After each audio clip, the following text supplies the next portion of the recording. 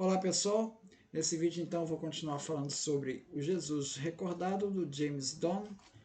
Esse sétimo vídeo, né? Ele vai tratar então do capítulo 11, começa lá na página 453. Então, dois fatos são fundamentais na vida de Jesus, tá? Que são documentados como fatos históricos e dificilmente são contestados. Um deles é o batismo de João e sua morte e crucifixão, que são dois pontos incômodos, né?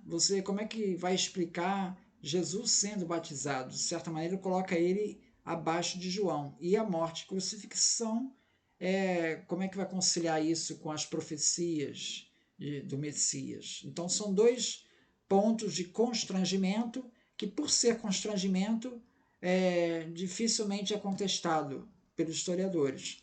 E os fatos, além de ter confirmação extra texto bíblico, né? Você tem o batismo, a personagem de João Batista, ele é bem descrito ali pelo Flávio Joséfo, né? Então, os fatos do nascimento, por outro lado, eles não são um bom ponto de partida, segundo James Dunn, para a construção dessa história de Jesus, porque eles estão impregnados de teologia para se ajustar às profecias do Antigo Testamento. O massacre de Séforis, né, que a gente viu lá ali na morte de Herodes 4 a.C., né, o massacre de Séforis pode ter sido uma justificativa para as narrativas de que Jesus nasceu longe de Nazaré, descrito em Mateus como um paralelo da matança dos inocentes pelo faraó Herodes em Moisés. Então há aí essa matança de inocentes narradas em Mateus, né, que ela não é documentada historicamente, mas existe ali um paralelo com a situação do massacre dos inocentes lá com Moisés, o que deixa muito incerto que seja considerada essa passagem como histórica, né? O massacre dos inocentes na época de Jesus.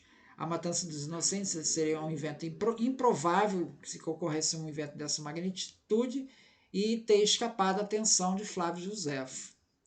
Então, a ida de Jesus ao Egito, da família ao Egito, parece artificial. A narrativa do nascimento de Mateus é uma tradição desenvolvida.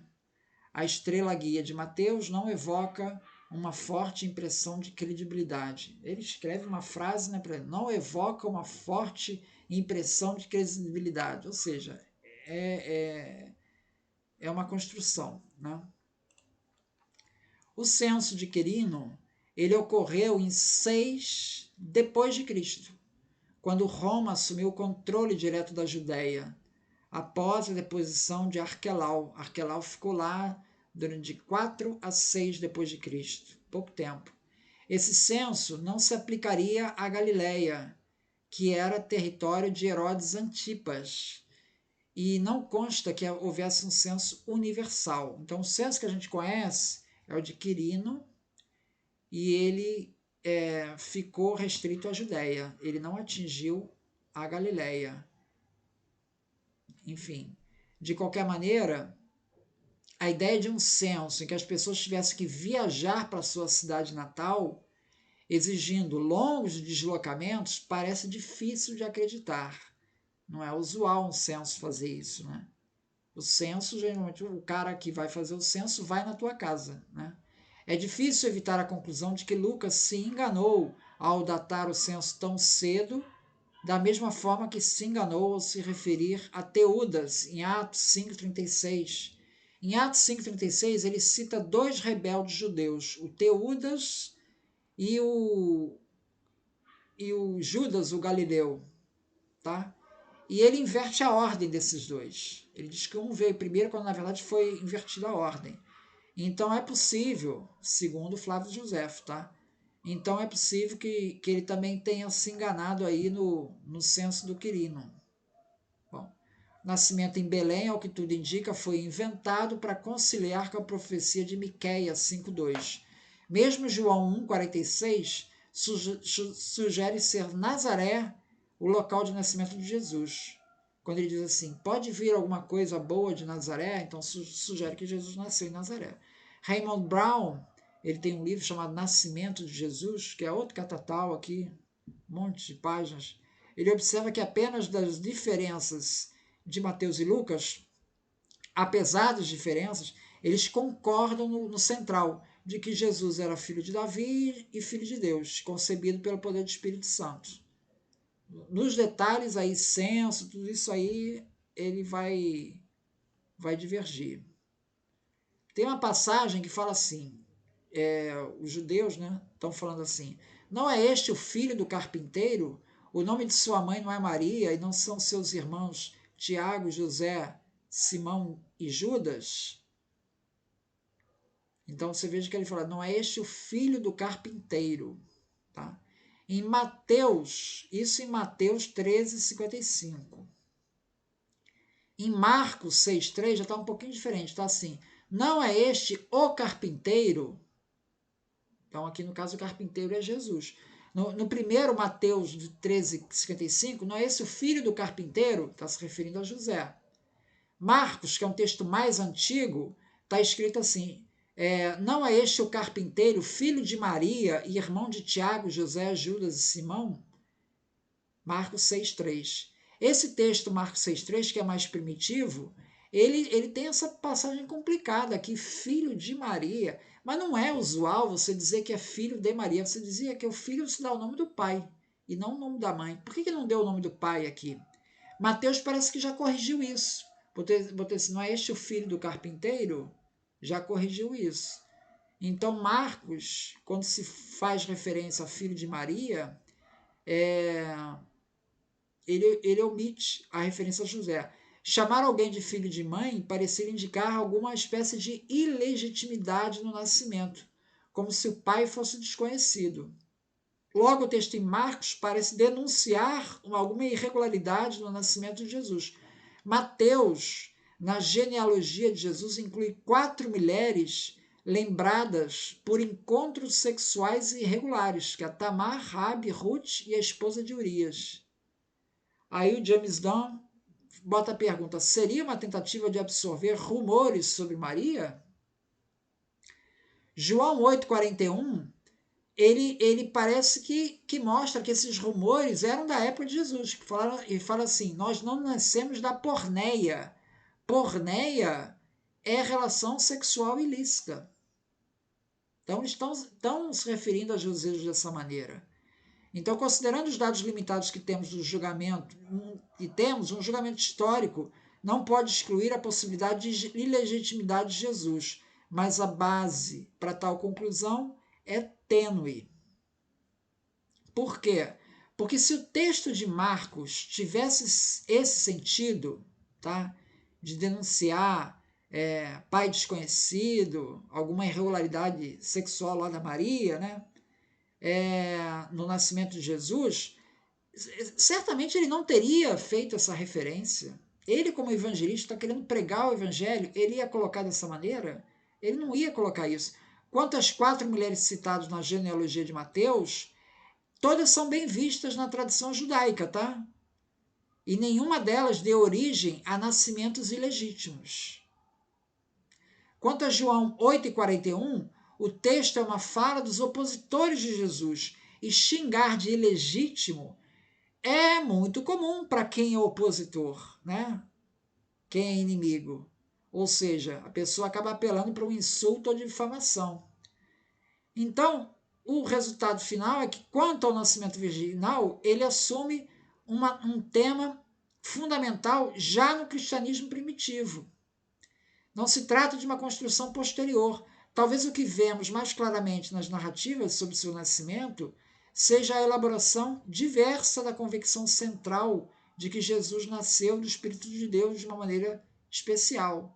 Então você tem aí as pessoas tentando lançar insultos a Jesus. Tá? Isso meio que confirma que o nascimento de Jesus, de fato, teve algo de especial. A ponto dessas narrativas constarem dos evangelhos. Eles não tiraram essas narrativas dos evangelhos. O batismo de João, o batismo de João Batista, né? Ele marca o início da missão de Jesus. Jesus é batizado por João. Sobre João Batista, as pessoas se perguntam se ele poderia ser o Messias. Isso aparece em Lucas 3,15. Em João 1, 6 ao 9, destaca que não se deve superestimar a importância de João, o que é certamente indicado pelo testemunho dos pseudos clementinas, um texto posterior que diz assim: alguns dos discípulos de João, que pareciam grandes homens, separaram-se do povo e proclamaram o seu mestre como o Cristo. O seu mestre quem? João Batista. Seguidores de João Batista proclamaram ele como o Cristo. É altamente provável que o próprio Jesus tenha emergido do círculo em torno de João Batista. Ou mesmo que Jesus tenha começado como um discípulo de João Batista. Jesus foi batizado por João. Este é um dos fatos mais firmemente fundamentados em toda a história de Jesus. Mesmo, diz o Seminar, reconhece isso. Não é algo que seus inventores teriam inventado, é critério do constrangimento. Tá? Um segundo fato bastante sólido é de que, a princípio, a missão de Jesus parece coincidir com a de João Batista. João 1,35 nos diz que os primeiros discípulos de Jesus vieram do círculo de discípulos de João Batista. O fato de João Batista ser conhecido como Batista revela que o seu batismo era diferente, era característico dentro do judaísmo. Ao invés dos banhos regulares que haviam no templo, os discípulos de João Batista parecem ter visto Jesus como um competidor, provando ter muito mais sucesso, pois Jesus estava batizando mais pessoas do que João, como aparece em João 3,26. Esse testemunho ganha mais credibilidade com a pressa do quarto evangelista em negá-lo logo em seguida, quando ele diz assim: não foi o próprio Jesus que batizou, mas seus discípulos. Então há aqui uma contradição entre o próprio 3,26 com 4,2 do João. Marcos 1,14 faz questão de observar que Jesus começou sua própria missão na Galileia, apenas depois que João Batista foi preso. Então a referência de João Batista de que ele batizava na água, mas o Messias, ele, Jesus, vos batizará com Espírito Santo e fogo, reflete as profecias escatológicas de Daniel. João imaginava um período final de tribulação, que no pensamento apocalíptico passou a ser visto como precursor necessário e inevitável da nova era que estava por vir. O caráter escatológico, de final dos tempos, de João Batista era tomado como certo, sem que o significado de tal adjetivo fosse adequadamente esclarecido. A fala de João Batista, de alguém que batizava no Espírito e no fogo, foi atenuada pela tradição cristã, na forma de batizar no Espírito Santo e atribuída a Jesus em Atos 1,15. Então, essa história de batizar no fogo, depois em Atos 1,15, já não aparece mais isso. Já aparece só, foi meio que atenuado, batizar no Espírito Santo. Quando João fala que aquele que há de vir, não está claro se João se refere ao próprio Deus, como em Isaías 30, 27, a alguma figura celestial, como o filho do homem de Daniel, 7,13, ao Elias, profeta do fogo, como em Malaquias 4, 5, ou ao Messias, ainda que não houvesse uma expectativa clara ou simples de Messias no judaísmo do Segundo Templo. Como em Salmos de Salomão aparece essa expectativa. Então, quando João Batista se refere àquele que há de vir, não está claro a que profeta ele está se referindo. O fato de João Batista perguntar a Jesus se era ele aquele que estava por vir, como fala em Mateus 11,3, revela que João Batista não tinha ideia de quem estaria por vir. O Evangelho de João se limita a falar da descida do Espírito Santo, mas não se refere ao batismo de João por João Batista. Olha esse detalhe. Para os primeiros cristãos, não havia dúvidas de que Jesus foi ungido pelo Espírito Santo no Jordão e era amado por Deus como seu filho a partir daquele momento ou mesmo antes. Tá? Tanto nos evangelhos sinóticos como em Flávio Josefo, apesar dos relatos diferentes, Herodes Antipas foi capaz de prender e executar João Batista sem uma causa evidente e sem qualquer procedimento judicial formal, o que revela o poder arbitrário dos governantes, do Herodes Antipas, no caso.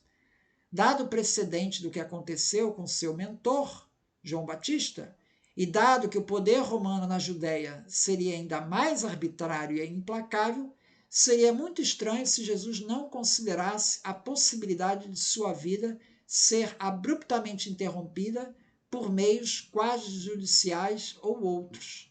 Então, James não está dizendo que quando Jesus foi a Jerusalém, na sua última ida, onde ele acabou crucificado, ele tinha sim noção de que ele estava correndo risco de vida. Haja visto o que aconteceu com João Batista, que o Herodes Antipas matou quase que sumariamente João Batista.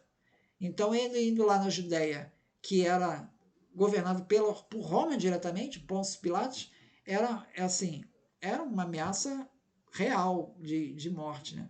Os 40 dias no deserto de Jesus guardam correlação com os 40 anos de Israel no deserto, na travessia. Então, é isso então. Muito obrigado, então.